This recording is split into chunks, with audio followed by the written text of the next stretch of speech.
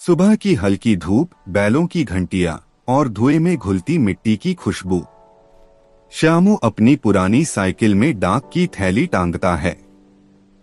वो मुस्कुराता है और कहता है, चलो भाई, आज फिर खुशियां बांटने निकलते हैं।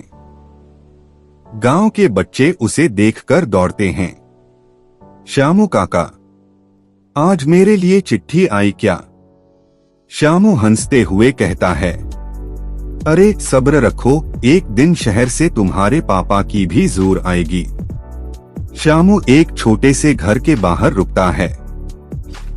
वहीं बैठी होती है रामदुलारी, झुर्रियों भरा चेहरा, लेकिन आंखों में उम्मीद। वो हर दिन वही सवाल पूछती है, श्यामू बेटा, मेरे मोहन की चिट्ठी आई? श्यामू सिर झुका देता है, अभी नहीं माँ, लेकिन आएगी जरूर। रामदुलारी मुस्कुराकर कहती है, मुझे पता है, मेरा बेटा भूला नहीं मुझे।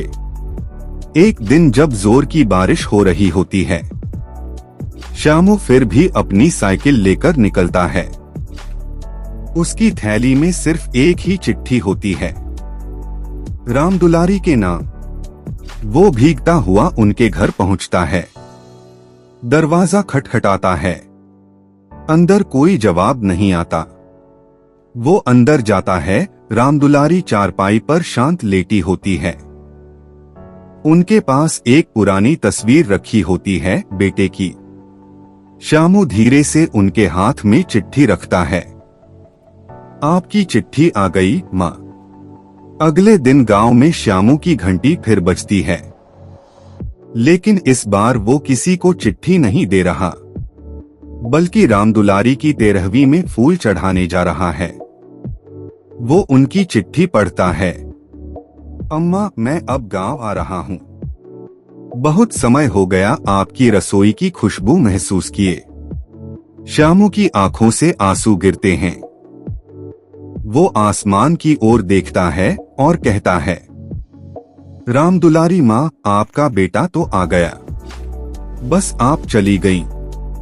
सालों बाद जब गांव में डाकघर बंद हो जाता है, श्यामू उसी बेंच पर बैठा रहता है जहां वो चिट्ठियां बांटता था। बच्चे पूछते हैं, काका, अब तो कोई चिट्ठी नहीं आती। श्यामू मुस्कुराकर कहता है, अब लोग चिट्ठियां नहीं लिखते बेटा, पर गांव अब भी इंतजार करता है।